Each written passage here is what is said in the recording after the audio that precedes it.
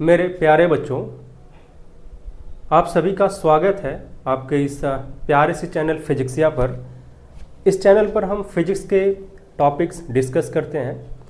अभी फ़िलहाल हम क्लास 12 की फ़िज़िक्स को डिस्कस कर रहे हैं, जिसमें उसमें जो फर्स्ट बुक है आपके क्लास 12 की, उस फर्स्ट बुक में जो 2 चैप्टर स्टार्टिंग के हैं, दोनों चैप्टर का नाम आपको पता ही होगा, इलेक्ट्रिक चार्जेस एंड फील्ड, और दूसरे चैप्टर का नाम है इलेक्ट्रिक का पोटेंशियल एंड कैपेसिटेंस।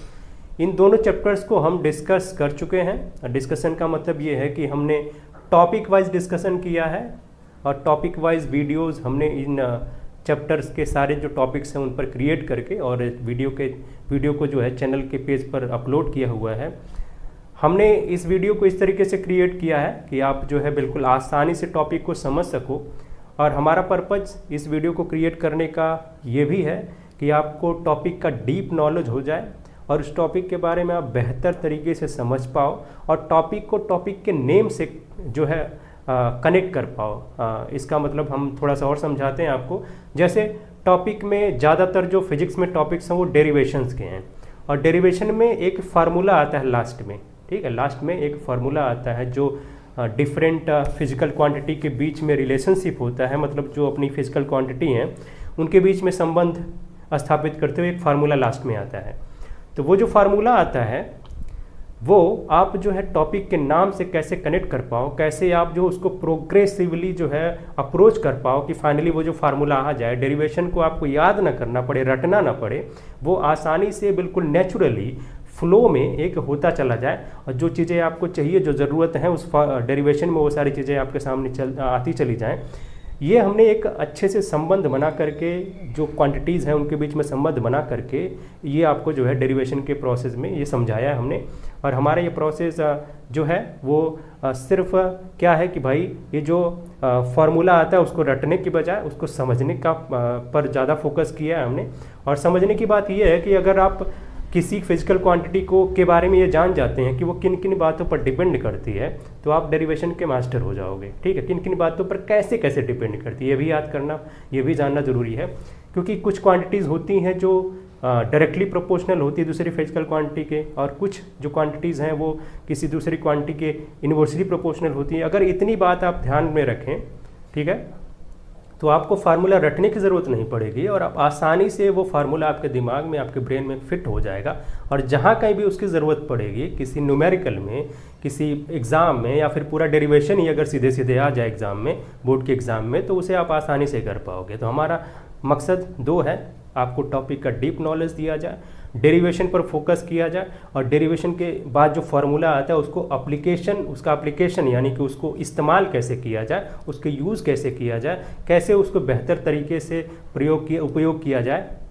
तो यही हमारा पर्पज़ है इस वीडियो क्रिएशन का, कि आपको बिल्कुल आसान तरीके से समझाया जाए और जो टॉपिक का नाम है उससे उसके फार्मूले को, क्या उसका पूरा जो कॉन्सेप्ट है उसको कनेक्ट कर दिया जाए, ताकि कुछ चीज़ जो आपको भूली भूली से नज़र आती है अक्सर जब आप पढ़ाई कर लेते हो, उसके बाद बहुत कुछ उसमें से भूल जाता है, तो वो चीज़ें भूलने का जो चांसेस हो वो बहुत कम हो। और उसके बाद जो आखिरी चीज़ आपको बता दें कि रिवीजन बहुत ज़रूरी है। जैसे आप कोई चीज़ पढ़ रहे हो, कोई टॉपिक पढ़ रहे हो, कोई चैप्टर आपने कंप्लीट किया है, और जब भी आप चैप्टर को कंप्लीट करते हो तो टॉपिक वाइज ही करते हो, और अभी फ़िलहाल जो स्टार्टिंग में आप पढ़ाई करते हो तो टॉपिक वाइज ही करते हो। बाद में जब पूरा चैप्टर टॉपिक वाइज ख़त्म हो जाता है तो पूरा जो है एक ही साथ पूरे चैप्टर को पढ़ने के लिए आप जो है तैयार होते हो। तो उस समय क्या करना है आपको, टॉपिक वाइज जब पढ़ाई कर रहे हो तो डेली का डेली जो भी आप पढ़ते हो उसे आप डेली का डेली रिवाइज करते जाओ, ताकि जो रिवीजन के बाद जो चीज़ें आपको भूलने के चांसेस होते हैं वो बिल्कुल जो है रिटेन हो जाएंगे और वो दिमाग में बैठे रहेंगे, वो हटेंगे नहीं, वो रिमूव नहीं होंगे। उससे फ़ायदा ये होगा कि आपने जो पढ़ा है वो पूरी चीज़ आपको जो है मजबूती से, उसका जो कनेक्शन है आपके ब्रेन में वो और ज़्यादा स्ट्रांग होगा, मजबूत होगा। और उससे दूसरा फ़ायदा ये होगा कि जो आपको जो पुराने कनेक्शन हैं उस चीज़ से, उस टॉपिक से रिलेटेड जो भी आपने पढ़ा है, पुरानी इन्फॉर्मेशन वो जुड़ जाएगी, और फिर उसके बाद नई चीज़ें जो आप सीखोगे वो भी उसके साथ जुड़ती चली जाएंगी। क्योंकि जो पुराना अगर जो कनेक्शन है, पुराना जो जॉइंट है, अगर वो मजबूत रहेगा तभी उससे नई चीज़ें जुड़ेंगी। तो ये था। अब हमने ये बताया कि आपको जो है आपको चैनल के पेज पर अगर कोई डाउट है आपको किसी टॉपिक में या फिर उस टॉपिक को आप बेहतर बनाना चाहते हो, तो हमने 2 चैप्टर के जो बताया हमने कि 2 चैप्टर जो फिजिक्स के हैं, शुरुआत के 2 चैप्टर्स, उसके पूरे टॉपिक्स को हमने टॉपिक वाइज वीडियो क्रिएट करके चैनल के पेज पर डाला हुआ है। अगर आपको कोई डाउट हो या उस टॉपिक को आप और बेहतर बनाना चाहते हो या फिर ये चाहते हो कि भाई उसमें जो डेरिवेशन है वो आपको कैसे आसानी से बहुत याद हो जाए, तो आप जो है बिल्कुल उस चैनल के पेज पर जाइए, हमारे चैनल पर जाइए और वहाँ से आप जो है वीडियो को टॉपिक वाइज क्लिक करके आप वॉच कर सकते हो, देख सकते हो और अपने डाउट को क्लियर कर सकते हो। हमें पूरा भरोसा है कि जब भी आप उस वीडियो को पूरा का पूरा कंप्लीट करोगे वॉच करके, तो आपको ये पता चलेगा, एहसास होगा कि भाई ये जो डेरिवेशन है वो कैसे कैसे कनेक्ट हुआ है, कैसे सर ने जो है इसको यहाँ से वहाँ उठा करके और जो चीज़ें, जो ज़रूरी चीज़ें हैं, जो ज़रूरी मटेरियल है डेरिवेशन में, वो कैसे कैसे कनेक्ट करके हमने वहाँ पर डाला हुआ है। क्योंकि हमने जो कनेक्शन बनाए वो कहीं बाहर से कनेक्शन नहीं बनाया। ऐसा नहीं कि हाँ कोई चीज़ नई चीज़ यहाँ इंट्रोड्यूस कर दी और उस डेरिवेशन में और आपको उसके बारे में पता ही नहीं है या फिर उसके बारे में कहीं कोई कनेक्शन है ही नहीं, ऐसा नहीं है। बिल्कुल टॉपिक का जो नाम है वहाँ से शुरुआत करते हैं और फाइनली आपको जो है डेरिवेशन कराते हुए और फाइनल फार्मूले तक लेकर के जाते हैं। तो आज भी हम एक टॉपिक लेकर के आए हैं जो आपको 3rd चैप्टर का टॉपिक है। 3rd चैप्टर के बारे में आपको बता दें कि 3rd चैप्टर में भी हमने टॉपिक वाइज जो वीडियो क्रिएशन है वो किया है और शुरुआत के कई टॉपिक हमने इसमें आपको चैनल पर मिल जाएंगे। अभी फ़िलहाल हम मिड में हैं, बीच में है, इस चैप्टर के बीच में, और इस चैप्टर में हम आज पढ़ेंगे रेजिस्टिविटी वर्सेस टेम्परेचर। जैसे कि यहाँ पर लिखा भी है रेजिस्टिविटी वर्सेस टेम्परेचर, मतलब क्या है कि टेम्परेचर और रेजिस्टिविटी का मुकाबला होगा यहाँ पर। ठीक है, रेजिस्टिविटी क्या टेम्परेचर पर डिपेंड करती है, अगर डिपेंड करती है तो कैसे करती है। ठीक है, ये चीज़ हम देखेंगे यहाँ पर। ठीक है, क्योंकि रेजिस्टेंस के बारे में तो जानते हैं कि रेजिस्टेंस भैया ये लेंथ जो कंडक्टर होती है उसकी, कंडक्टर के जो कंडक्टर होता है उस कंडक्टर की लेंथ और एरिया दोनों पर डिपेंड करता है। लेकिन जो रेजिस्टिविटी होती है वो लेंथ और एरिया पर डिपेंड नहीं करती है। मतलब क्या है कि जो कंडक्टर है उसके डायमेंशन पर डिपेंड करती ही नहीं है। रेजिस्टिविटी किन बातों पर डिपेंड करती है? Nature of the material. ठीक है, इस पर डिपेंड करती है। तो यहाँ जो देखेंगे रेजिस्टिविटी जब नेचर ऑफ मटेरियल पर डिपेंड करती है तो टेम्परेचर के बढ़ने या घटने से इसमें क्या फ़र्क पड़ता है, ये चीज़ देखेंगे हम। ठीक है, तो बिना देरी के आज शुरू करते हैं अपना ये जो टॉपिक है रेजिस्टिविटी वर्सेस टेम्परेचर। ठीक है, अब जरा रेजिस्टिविटी का एक फार्मूला, जस्ट इसके पहले या फिर 1-2 टॉपिक पहले आपने पढ़ा होगा कि जो रेजिस्टिविटी का फार्मूला एक हम जानते हैं, ठीक है, वो क्या होता है, रो बराबर होता है, इधर में रहता है m और नीचे रहता है NE² और टाउ। ठीक है, ये वैल्यू होती है, ये रेजिस्टिविटी की ये वैल्यू होती है। अगर हम यहाँ बात करेंगे जो m है वो मास है। ठीक है, जो m है वो मास है।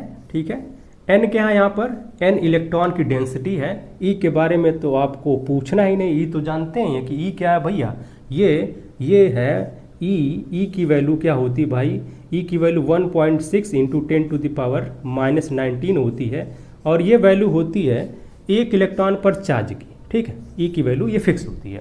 और ये जो टाउ है ये है रिलैक्सेशन टाइम, और सिर्फ रिलैक्सेशन टाइम नहीं है, ये एवरेज रिलैक्सेशन टाइम है। ठीक है, एवरेज रिलैक्सेशन टाइम है।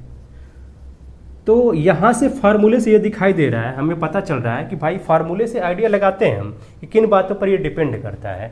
तो मटेरियल पर डिपेंड करता है तो मास पर भी डिपेंड करेगा। ठीक है, ये जो मास है उस पर डिपेंड करेगा। दूसरी बात है नीचे जो n दिया गया है, ये जो इलेक्ट्रॉन की डेंसिटी है, ये क्या भाई, ये इलेक्ट्रॉन डेंसिटी है। इलेक्ट्रॉन डेंसिटी मतलब पर यूनिट वॉल्यूम में कितने इलेक्ट्रॉन हैं उस कंडक्टर के भीतर, ये बात यहाँ स्मॉल n से डिसाइड होती है। E की वैल्यू पता है ये आपको, टाउ जो एवरेज रिलैक्सेशन टाइम है ये भी है यहाँ पर। ठीक, average relaxation time, tau, T की जगह टाउ लिखा गया है। तो जो फार्मूले में दिखाई दे रहा है होना तो ये चाहिए कि जो फार्मूले में दिखाई दे रहा है उन्हीं पर डिपेंड करे, लेकिन यहाँ हम टेम्परेचर लिख दिए हैं। मतलब क्या है, इससे ये भी समझ में आ रहा है कि भैया आप हमने लिखा है तो मतलब ज़रूर ये टेम्परेचर पर डिपेंड कर रहा होगा ये जो रेजिस्टिविटी है, लेकिन फार्मूले में तो कहीं टेम्परेचर है ही नहीं। ठीक है, अब ये कैसे टेम्परेचर पर डिपेंड करेगी, ज़रा इसको देखें। मान लेते हैं कि कोई कंडक्टर है। ठीक है, कोई कंडक्टर है और उसका टेम्परेचर बढ़ाया जा रहा है। ठीक है, टेम्परेचर बढ़ाया जा रहा है, ये जो टेम्परेचर हमने लिखा है उस टेम्परेचर को बढ़ाते हैं। ठीक है, अगर हम इस टेम्परेचर को इंक्रीज करते हैं इंक्रीज करते हैं तो क्या क्या परिवर्तन होगा उस मेटल के अंदर, वही ज़रा देखेंगे हम। ठीक है, यहाँ पहले बात करेंगे मेटल्स के अंदर में, यानी कि इन मेटल्स, जो मेटल है मेटल्स उसके भीतर बात करेंगे। ठीक है, मेटल्स है उनके भीतर। तो मेटल्स के अंदर होते हैं फ्री इलेक्ट्रॉन। ठीक है भाई, क्या होते हैं? अपने फ्री इलेक्ट्रॉन बहुत होते हैं, इतने होते हैं कि भैया आप उनको गिन भी नहीं पाते हो। ठीक है, बहुत मुश्किल से गिने जाते हैं ये। इंक्रीज जब टेम्परेचर को करते हैं, टेम्परेचर को इंक्रीज करते हैं, तो होता क्या है कि ये जो थर्मल एनर्जी है, ठीक है, इलेक्ट्रॉन की, फ्री इलेक्ट्रॉन की थर्मल एनर्जी ये बढ़ जाती है। ठीक है, थर्मल एनर्जी जब बढ़ती है तो एक होता है थर्मल स्पीड। ठीक है, थर्मल स्पीड या वेलोसिटी कहें, स्पीड ऑफ इलेक्ट्रॉन, इलेक्ट्रॉन की थर्मल स्पीड भी बढ़ जाती है। ठीक है, ये भी बढ़ जाती है। ऐसे तीर बना दिया भाई, हमने टेम्परेचर को इंक्रीज किया तो उसका थर्मल स्पीड बढ़ गया इलेक्ट्रॉन का। अब जब थर्मल स्पीड बढ़ गया है तो होता क्या है, पहले कंडक्टर को थोड़ा सा बना लें यहाँ पर, ताकि पूरा फिगर के हिसाब से आपको समझ में आए कि आखिर ये हो क्या रहा है इस कंडक्टर के भीतर, कैसे जो है रेजिस्टिविटी बढ़ या घट जा रही है। ये जो दिखाई दे रहा है, ये जो हम शेड कर रहे हैं, शेडेड कर रहे हैं, ये जो है अपना है क्रॉस सेक्शनल एरिया, जैसे ए से रिप्रेजेंट करते हैं, इसकी लेंथ को एल सपोज कर लेते हैं। ठीक है, वैसे यहाँ पर इनकी ज़रूरत है नहीं। अब देखिए यहाँ पर जो हम बताना चाह रहे हैं कि यहाँ पर इलेक्ट्रॉन मूव करता है। ठीक है, मान लिया कि ये अपना पॉजिटिव एंड है, ठीक है, और ये नेगेटिव एंड है। ठीक है, और इलेक्ट्रिक फील्ड की डायरेक्शन कुछ ऐसे होगी, पॉजिटिव से नेगेटिव की तरफ। इलेक्ट्रॉन किधर मूव करेंगे? इलेक्ट्रॉन जो नेगेटिव वाले हैं वो क्या होगा, इधर मूव करेंगे। किस वेलोसिटी से? वीडी वेलोसिटी से ड्रिफ्ट करेंगे, सरकेंगे धीरे धीरे इधर की तरफ। ठीक है, अब ये जो हमने इस इंक्रीज किया है टेम्परेचर को, तो थर्मल स्पीड बढ़ गई है। अब जब थर्मल स्पीड बढ़ गई है तो जो इलेक्ट्रॉन है, ठीक है, ये क्या करेंगे, ये जो इनके अगल बगल, मतलब क्या है कि इलेक्ट्रॉन तो फ्री हो चुके हैं एटम को छोड़ करके, एटम को छोड़ करके फ्री हो चुके हैं, और जिन एटम को इन्होंने छोड़ा है वो क्या बन चुके हैं? पॉजिटिव आयन बन चुके हैं, उसी के भीतर, उसी मटेरियल के भीतर, इसी कंडक्टर के भीतर। अब क्या होगा, इलेक्ट्रॉन इधर जाके टकराएंगे, ये पहले से टकरा रहे थे। ठीक है, इनका काम ही था टकराना, टकरा करके निकल गए भाई। और यही जो दो टकराहट के बीच की जो टाइम होता है उसे कहते हैं relaxation time, average relaxation time, अगर हम सबको जोड़ते हैं तो। ठीक है, एवरेज लेते हैं तो ये हुई बात। लेकिन जैसे ही टेम्परेचर हम इंक्रीज करेंगे उस समय क्या होगा कि ये इसकी स्पीड बढ़ गई है कि नहीं, इनकी स्पीड बढ़ गई। अपना जो थर्मल वेलोसिटी है, अगर हम यहाँ वेलोसिटी को v से लिखते हैं और t लिख देते हैं थर्मल के लिए, तो जो वेलोसिटी है पहले जो थी, अभी ज़रा बात करते हैं, वो बढ़ गई है कि नहीं।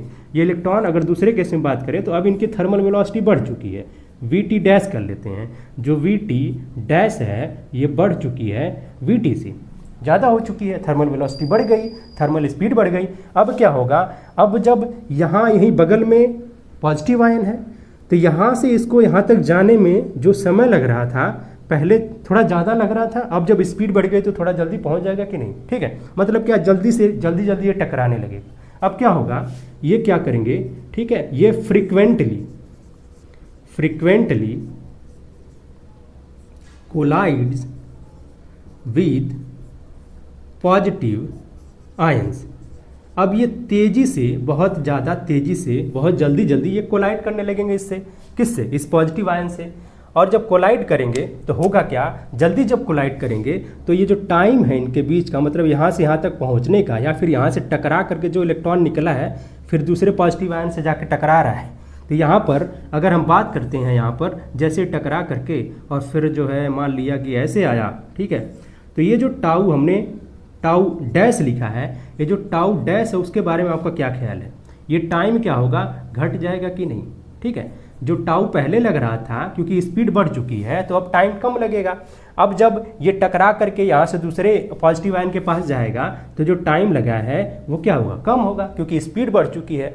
अब जब टाइम कम होगा, टाइम कम हो गया कि नहीं, मतलब जो टाउ है इस प्रोसेस में क्या हुआ कि जो टाउ है वो कम रहा, टेम्परेचर बढ़ाया हमने, टाउ कम हो गया। अब टाउ यहाँ पर है कि नहीं है, टाउ दिखाई दे रहा है।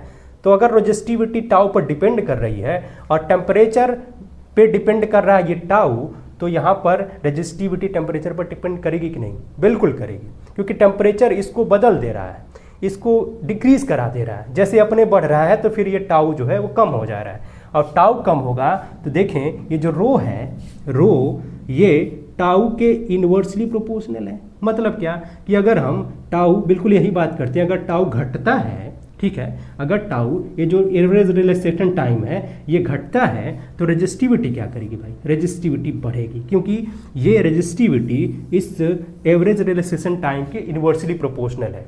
बात आई समझ में? तो रेजिस्टिविटी यहाँ से बढ़ती है, रेजिस्टिविटी बढ़ती है, यानी टेम्परेचर जब इंक्रीज करेंगे तो रेजिस्टिविटी घटती नहीं है, बढ़ती है, रेजिस्टिविटी बढ़ती है, ठीक है, घटती नहीं है, बढ़ती है। और टेम्परेचर को डिक्रीज करेंगे तो रेजिस्टिविटी घट जाएगी। अब जरा रेजिस्टेंस के बारे में क्या ख्याल है आपका, क्योंकि रेजिस्टेंस बराबर होता है रो एल अपॉन में ए, और जो रेजिस्टेंस है ये भी हमें पता है कि रो के प्रोपोर्शनल होता है। तो जब रो यहाँ पर बढ़ेगी टेम्परेचर बढ़ाने से तो रेजिस्टेंस भी बढ़ जाएगा, ठीक है, यानी कि ये दोनों क्वांटिटी क्या होंगे, बढ़ेंगे, ठीक है। अब ये कैसे बढ़ेंगे ये ज़रा देखते हैं, ठीक है। इसके लिए फार्मूला है हमारे पास, इसको थोड़ा सा इरेज करें और फार्मूला बताते हैं आपको कि कैसे ये इंक्रीज करते हैं।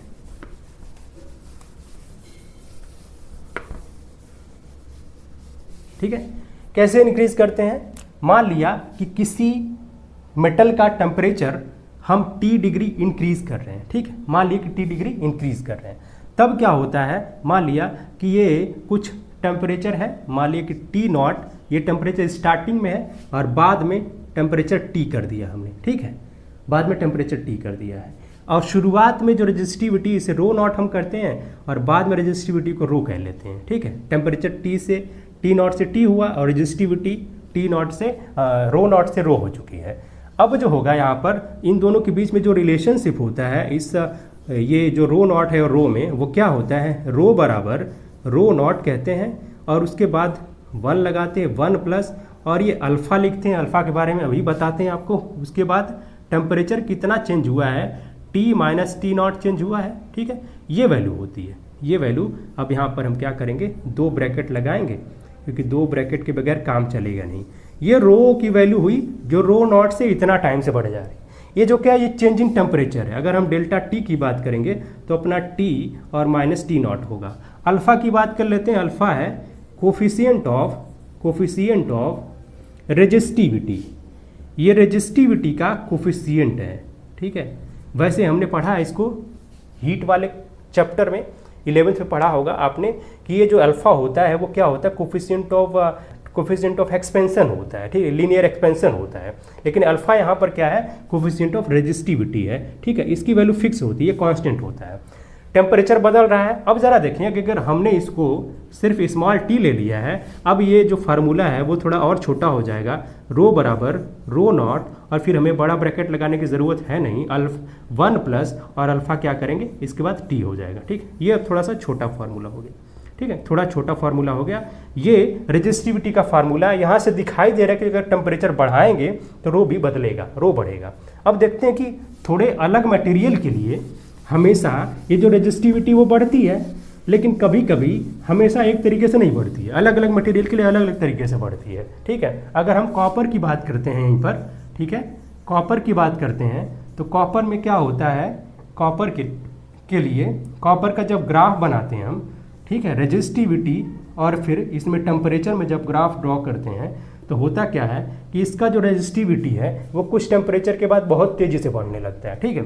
मतलब क्या हुआ कि कुछ यहाँ तक तो ये 0 रहता है, फिर ऐसे ही ऐसे चला जाता है। मतलब जैसे ही क्या करते हैं, ये वैल्यू आप देख रहे हो, ये वैल्यू 200 डिग्री सेंटीग्रेड की है, ठीक है, ये 200 डिग्री सेंटीग्रेड की वैल्यू है, और यहाँ पर मान लिया यहाँ पर 100 डिग्री सेंटीग्रेड की वैल्यू है, यहाँ 400 कर लेते हैं, 400 डिग्री सेंटीग्रेड है, तो यहाँ पर वैल्यू जो देख रहे हैं 200 पर अचानक से ये बढ़ जा रही है। मतलब क्या हुआ कि यहाँ जो रेजिस्टिविटी है काफ़ी तेज़ी से बढ़ती है, ठीक है, कॉपर के केस में। दूसरा केस अगर हम लेते हैं, दूसरा मटेरियल थोड़ा ले लेते हैं, और इस मटेरियल को हम नाइक्रोम एक मेटल होता है, इसकी बात अगर हम करते हैं तो यही जो ग्राफ है आपका, ये थोड़ा सा लीनियरली वेरी करता है, और इतना तेज़ी से जो हम कह रहे हैं ना, इतना तेज़ी से जो रेजिस्टिविटी बढ़ जा रही है, इतना तेज़ी से नहीं बढ़ती है, और एक लीनियर वैल्यू ऐसे बढ़ती है। मतलब क्या होता है, शुरुआत में कुछ रेजिस्टिविटी इसकी होती है और फिर ऐसे बढ़ती है, ठीक है। ये इस तरीके से ग्राफ आता है। मतलब रो जो है अपना वो इतना तेज़ी से नहीं बल्कि धीरे धीरे ये इंक्रीज़ करता है, ठीक है। यहाँ इसकी वैल्यू को हम कुछ वैल्यू होगी, यहाँ पर 0.5 कर लेते हैं, यहाँ पर 0.1 कर 0.5 के बाद क्या होगा, 1 होगा भाई, 1.0 कहेंगे, ठीक है। और ये वैल्यू जो होती है वो 10⁻⁻8 ओम मीटर के रेंज की होती है, ठीक है। और ये वैल्यू क्या होती है, कुछ सेंटीमीटर, ये वैल्यू जो होती है वो ओम और कुछ सेंटीमीटर की होती है, ठीक है। यहाँ टेम्परेचर को हम क्या करेंगे, हल्का हल्का बढ़ाएंगे, ये 50 है, यहाँ 100 करेंगे, फिर ये जो है 150 करेंगे, इस तरीके से ये बढ़ता है, ठीक है। तो मतलब हमने देखा कुल मिला जुला करके यही है कि जो रेजिस्टिविटी है वो किस पर डिपेंड कर रही भाई, टेम्परेचर पर डिपेंड कर रही है। टेम्परेचर बढ़ने से रेजिस्टिविटी बढ़ जा रही है और रेजिस्टेंस भी बढ़ जा रहा है। अब जरा देखें, यहीं से हम रेजिस्टेंस के लिए फार्मूला आराम से निकाल सकते हैं। ये रो लिखा है, इसकी जगह हम जानते हैं क्योंकि आर जो है, आर ये रेजिस्टिविटी के डायरेक्टली प्रोपोर्शनल होता है, ठीक है। ये बताने की जरूरत तो नहीं, क्योंकि आर बराबर क्या आता है, आर बराबर रो L/A आता है, ठीक है। एल और ए के बारे में तो जानकारी है ही। ए एरिया है कंडक्टर का, क्रॉस सेक्शनल एरिया, और एल क्या है, कंडक्टर की लेंथ है। तो ये अगर रो और ये आर दोनों डायरेक्टली प्रोपोर्शनल हैं तो आर बराबर, यहीं हम क्या करेंगे, रो की जगह पर आर लिख देते हैं, इस रो नॉट की जगह पर आर नॉट लिख देते हैं, फिर क्या करते हैं 1 लिखते हैं और ये अल्फा लिखते हैं, और बगल में ये जो टी लिखते हैं जो टेम्परेचर का चेंज है, चेंज इन टेम्परेचर है ये वैल्यू, ठीक है। तो हमें फार्मूला 2 मिला यहाँ पर, ठीक है। Rho equals to rho naught 1 + alpha T, R equals to R naught 1 + alpha T. जैसी हमें ज़रूरत पड़ेगी इसको इस्तेमाल कर लेंगे, ठीक है भाई। अब जो टेम्परेचर की बात करते हैं, जो टेम्परेचर स्टार्टिंग में है ना, नहीं स्टार्ट में, ये तो बाद वाला फाइनल वाला, जो टेम्परेचर स्टार्टिंग वाला है, ठीक है, ये फिक्स होता है क्योंकि कुछ टेम्परेचर तक ना रूम टेम्परेचर पर, ठीक है, एट रूम टेम्परेचर पर जो रेजिस्टिविटी है होती है वो कांस्टेंट होती है। रो क्या होता है, ये कांस्टेंट होता है, ये बढ़ता घटता नहीं टेम्परेचर बढ़ाने पर। मतलब कुछ ऐसे टेम्परेचर होते हैं, मान लिया यहाँ, और ये टेम्परेचर 20 डिग्री सेंटीग्रेड होता है, ठीक है। 20 डिग्री सेंटीग्रेड के नीचे तक हम टेम्परेचर बढ़ाते रहेंगे। मान लिया कि 0 से हम 20 कर रहे हैं, इसको 0 डिग्री सेंटीग्रेड से 20 कर रहे हैं, तो इसमें रेजिस्टिविटी बढ़ती नहीं है, ठीक है। वैसे टेम्परेचर बढ़ाने से रेजिस्टिविटी बढ़ती है, लेकिन इस रेंज में नहीं बढ़ती है। इस वजह से हम क्या करते हैं, ये जो स्टार्टिंग वाला टेम्परेचर है उसको 20 से शुरुआत ही करते हैं, ठीक है। इसे 0 से नहीं शुरुआत करेंगे, 20 डिग्री सेंटीग्रेड से ही शुरुआत करेंगे। आगे का जो टेम्परेचर होगा वो भाई अपने हिसाब से होगा, कितना टेम्परेचर हम बढ़ा रहे हैं उसके हिसाब से रेजिस्टिविटी बढ़ जाएगी, ठीक है। तो जो यहाँ पर टी नॉट है, इसकी वैल्यू अक्सर जो है फिक्स रखते हैं, 20 डिग्री सेंटीग्रेड रखते हैं। इतना क्लियर हुआ। हमने आज रेजिस्टिविटी को टेम्परेचर के रेस्पेक्ट में देखा कि टेम्परेचर बढ़ाने से या घटाने से क्या फ़र्क पड़ता है रेजिस्टिविटी पर, और हमने बिल्कुल यहाँ से ये रिलेशनशिप निकाला है कि जो रेजिस्टिविटी है वो टेम्परेचर पर डिपेंड करती है। कैसे डिपेंड करती है, क्योंकि ये जो टेम्परेचर है वो टाउ को घटा देता है, और हमें पता है कि रो बराबर होता क्या है, m/n/e² और टाउ होता है। जब ये टाउ घटेगा तो रेजिस्टिविटी बढ़ेगी, ठीक है। टाउ घटेगा तो क्या होगा, रेजिस्टिविटी बढ़ेगी, क्योंकि जो रेजिस्टिविटी है वो टाउ के इनवर्सली प्रोपोर्शनल है, ठीक है। तो यहाँ से ये समझ में आया कि टेम्परेचर बढ़ाने से ये टाउ घटता है, और जब टाउ घटता है तो रेजिस्टिविटी बढ़ जाती है, ठीक है। ये हमने यहाँ पर आज पूरा डिस्कशन किया है, और हमें ये पूरा भरोसा है कि आप सबको ये बहुत अच्छे तरीके से समझ में आ गया होगा, क्योंकि बहुत आसान तरीके से हमने समझाने की कोशिश की है। सारी चीज़ों को कनेक्ट करते हुए कॉन्सेप्ट को हमने डेवलप किया है यहाँ पर, और आई होप कि आप सबको ये बहुत अच्छे तरीके से समझ में आ गया होगा। और फिर भी अगर कोई डाउट है इसके बाद भी, तो आप कमेंट बॉक्स में हमें कमेंट कर सकते हो। हम आपके डाउट को ज़रूर क्लियर करेंगे, उस पर रिस्पॉन्ड करेंगे, और फिर मिलते हैं एक नए टॉपिक के साथ नेक्स्ट वीडियो में।